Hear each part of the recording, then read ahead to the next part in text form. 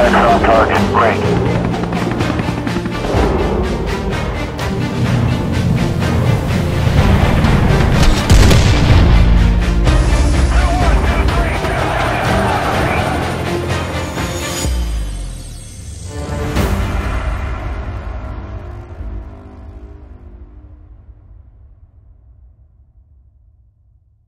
আসসালামু আলাইকুম।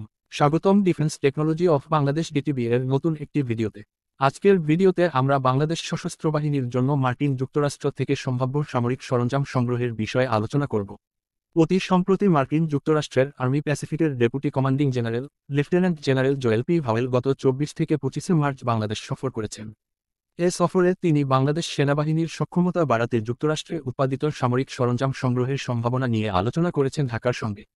ঢাকার মার্কিন দূতাবাসের এক সংবাদ বিজ্ঞপ্তিতে এমন তথ্য জানানো হয়েছে।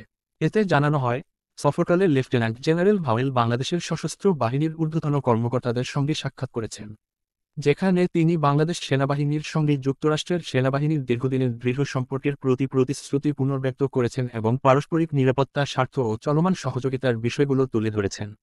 দেশীয় নিরাপত্তা রক্ষায়, বিশেষত দুর্যোগ মোকাবেলা ও অন্যান্য জটিল পরিস্থিতিতে বাংলাদেশ সেনাবাহিনীর গুরুত্বপূর্ণ অবদানের অব্যাহত ভূমিকার স্বীকৃতি তাদের আলোচনায় স্থান পায়।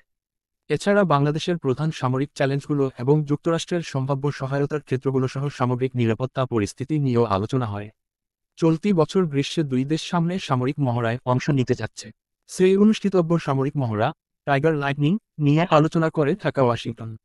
এছাড়া পারস্পরিক কার্যক্ষমতা ও সামরিক সক্ষমতা বৃদ্ধি করতে যুক্তরাষ্ট্রে উৎপাদিত সামরিক সরঞ্জাম সংগ্রহের সম্ভাবনার পাশাপাশি বাংলাদেশ সেনাবাহিনীর পেশাদারিত্বের প্রশংসা এবং আঞ্চলিক শান্তি ও স্থিতিশীলতা বজায় রাখতে একটি দক্ষ ও পেশাদার সামরিক বাহিনীর অপরিহার্য ভূমিকার কথা বৈঠকে তুলে ধরা হয়। সেনাবাহিনী প্রধান জেনারেল ওয়াকার উজ্জামানের বক্তব্য অনুসারে বাংলাদেশ সেনাবাহিনীর জন্য 3টি UH-60 ব্ল্যাক হক হেলিকপ্টার এবং 2টি বিটক্রাফট কিং এয়ার 360 ট্রান্সপোর্ট বিমান কেনা হচ্ছে। ইতোমধ্যে সেনাবাহিনীর পাইলট ও ইঞ্জিনিয়ারগণ মার্কিন যুক্তরাষ্ট্রে প্রশিক্ষণ নিচ্ছেন। একই সাথে যুক্তরাষ্ট্র থেকে ইতিপূর্বে ড্রোন, আর্মার্ড ভেহিকল সহ অনেক সরঞ্জাম সংগ্রহ করেছে বাংলাদেশ সেনাবাহিনী। বাংলাদেশ নৌবাহিনীর জন্য 2015 সালে 2টি হ্যামিল্টন ক্লাস ফ্রিগেট কেনা হয়, যেগুলো সমুদ্রজয় ও সমুদ্র অভিযান নামে নৌবহরের সার্ভিস দিচ্ছে। তাছাড়া নৌবাহিনীর স্পেশাল ফোর্স সোয়ার্ডসের প্রায় সকল অস্ত্র যুক্তরাষ্ট্র থেকে আসে। বিমানবাহিনীর জন্য ইতিপূর্বে যুক্তরাষ্ট্র থেকে radar, Bell 212 helicopter, C-130 transport aircraft সহ বিভিন্ন সরঞ্জাম কেনা হয়েছে। বিমানবাহিনীর যুদ্ধবিমান ক্রয়ের টেন্ডারের আওতায় মার্কিন যুক্তরাষ্ট্র তাদের F-16 এবং F-18 সুপার হর্নেট যুদ্ধবিমান এবং অ্যাপাচি অ্যাটাক হেলিকপ্টার অফার করেছে। তবে মার্কিন যুক্তরাষ্ট্রের নির্মিত সমরাস্ত্র ক্রয়ের প্রধান সমস্যা হল দুটি সামরিক চুক্তি আকসা ও জিসুমিয়া। এছাড়া কঠিন শর্ত, অস্ত্র ব্যবহারের ক্ষেত্র নিয়ন্ত্রণ সহ বিভিন্ন কারণে অস্ত্রসমূহের ফুল পটেনশিয়াল ইউজ করা সম্ভব হয় না।